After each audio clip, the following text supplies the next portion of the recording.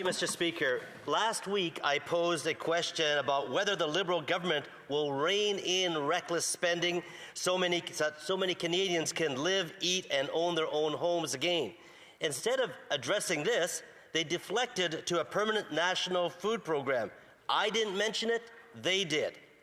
Days later, the Liberal MP for Vancouver Centre tweeted, "OMG. The Conservatives just defeated voting against the National Food Program, saying that parents would prefer to feed their own kids rather than have government feed them." What's the logic here? Mr. Speaker, the logic is this. Canadian parents want to escape poverty and choose what to feed their kids, and they want to provide for their family, not for the government to do so. They don't want to depend on handouts to make ends meet, to feed their families. They want good paying jobs. It's not clicking with this Liberal government with their knows best big government. That's their solution. I hear it all the time, the Liberal solutions. When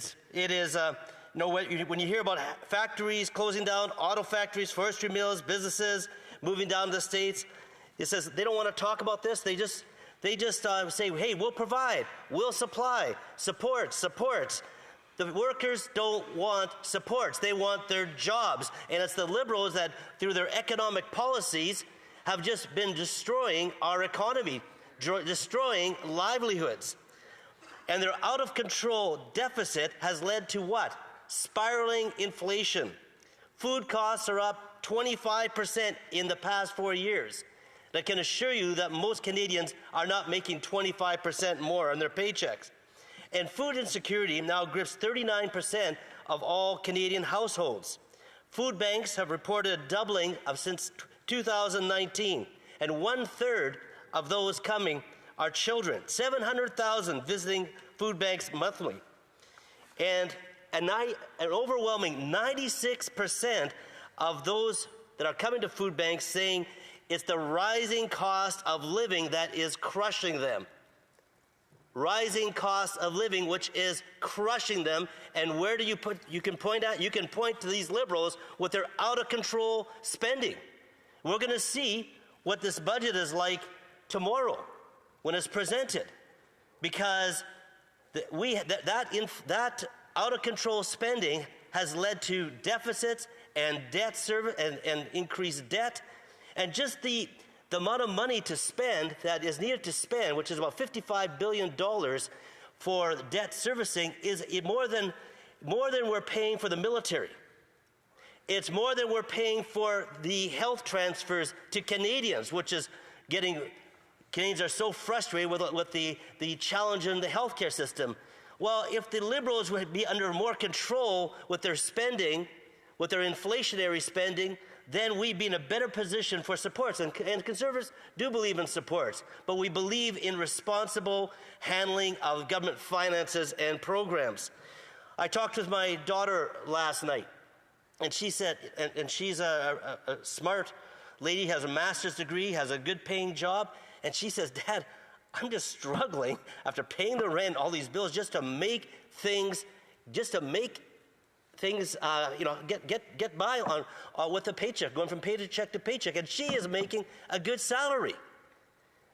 Mr. Speaker, the Prime Minister talked about sacrifices for young people.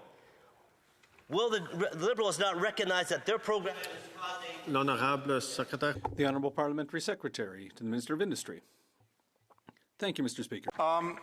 Obviously, the very high cost of living is a real issue, is something that we understand very well has a direct impact on the lives of average Canadians, Mr. Speaker. However, one needs to know where that high cost of living is coming from.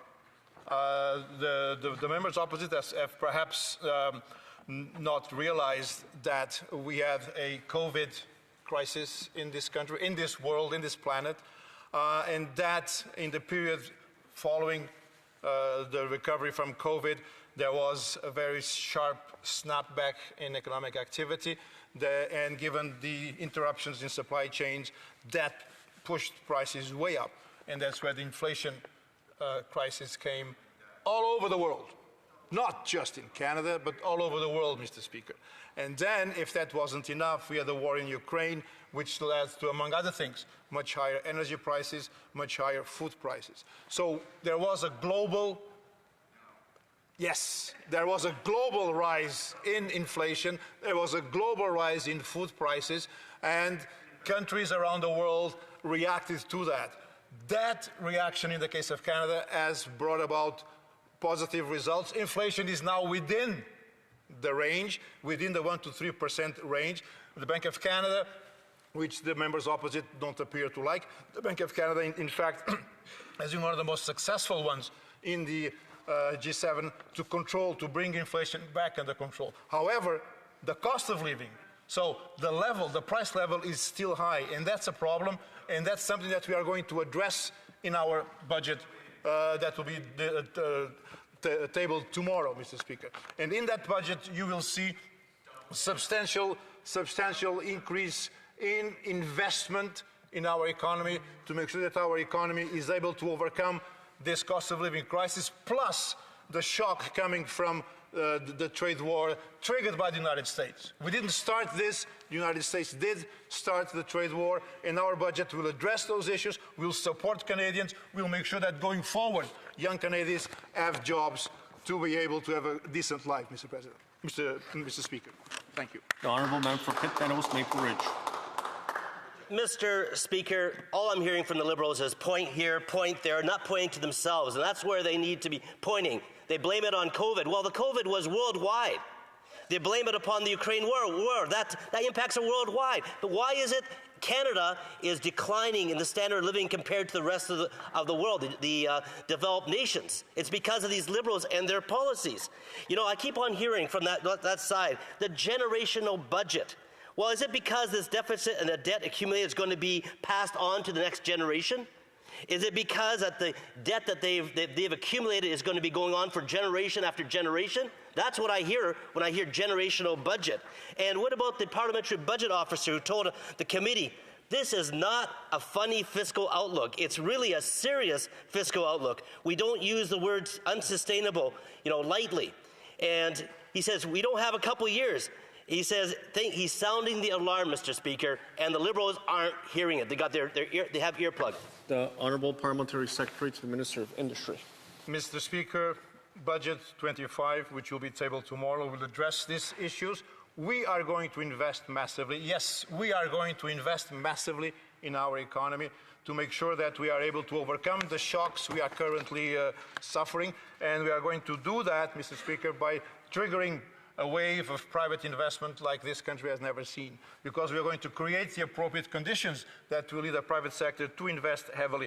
We are also going to make sure that the housing crisis is addressed, and in doing that, we are also already announced that we're lowering taxes on the middle class. So our upcoming budget is ambitious because the time requires an ambitious budget. Yeah. The Honourable